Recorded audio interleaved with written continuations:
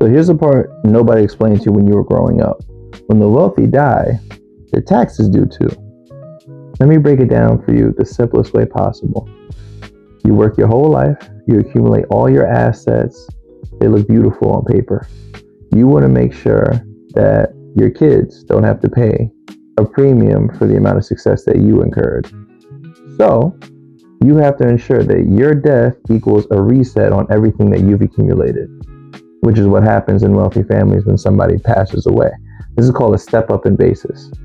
And what that means is all the taxes, all the value, all the gains, all the damage that would have been accumulated in the increase in value of the portfolio gets wiped clean, vanishes. And the kids, the family, they get to inherit the assets at today's value without having to pay the capital gains.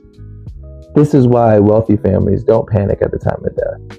They understand that it's time for a reset on wealth.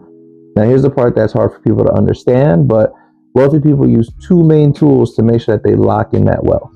And regular people can use the basic versions as well. First, you have trust. They keep the assets protected. They lay out the details. They keep the process clean. And they make sure the house, the business, the land passes down exactly how it's supposed to. The second component that a lot of people miss out on is life insurance. That is the secret liquidity weapon. A $250,000 life insurance policy shows up tax-free. So when you have all these expenses like funeral costs or the mortgage that needs to be paid off, whatever comes up, now you have a tax-free windfall to be able to get rid of the liabilities and be able to hold on to the assets. Cash keeps the assets alive. Assets keep the wealth growing. That's the strategy. So let's bring it home for the common folk, which myself is included, of course. Grandma has a house. She bought it way back when. It's worth X amount, right? Grandma also needs to have a life insurance policy, a term life policy, whatever it might be, for whatever amount. Let's call it $250,000. The money has to be left to the trust.